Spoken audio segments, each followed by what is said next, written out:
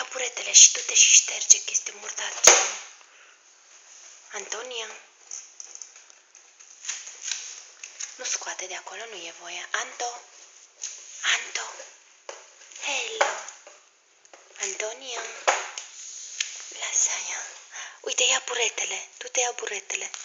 Du-te, ia și șterge, uite ce murdar e.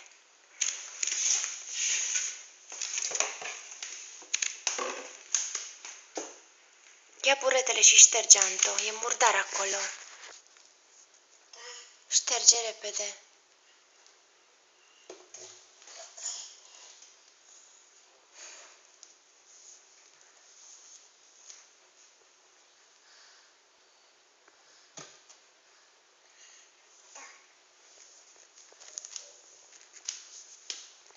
Antonia.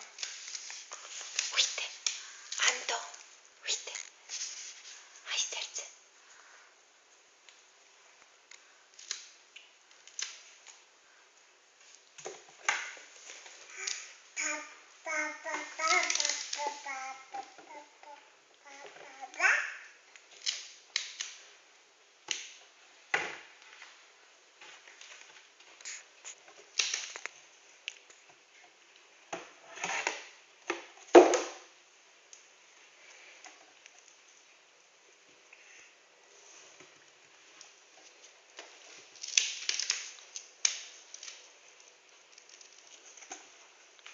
Antonia, ascultă pe mama. Anto. Hai, uite ce murdar este aici. Hai să ștergem. Repede, repede, hai să șterge, șterge, șterge, să fie frumos. Așa, bravo.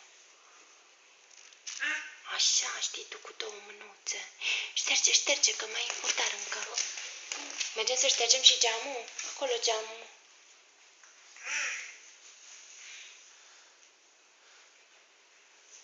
Anto.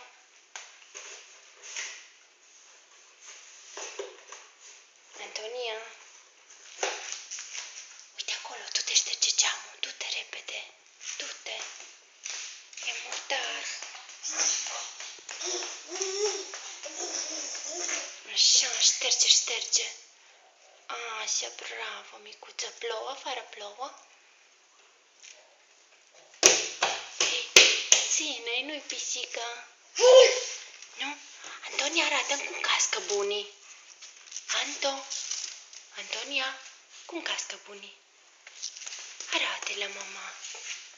Hai că vrea bunii să vadă cum cască bunii. Așa. Așa, cască bunii.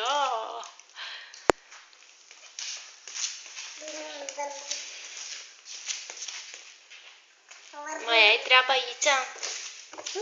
Da? No, bine, fă-i la mama, pa. Ia, hai, nu băga în guriță ăla, nu e voie. Pa, fă pa la mama. Și dă mua. De acolo în dulapă îmi dai mua. Uită-te la mine și dă mua. Altfel nu te mai las. Dă mua la mama. Nu bine, pa, Anto. Pa, pa. Nu mai băga în guriță, nu. Bine, pa.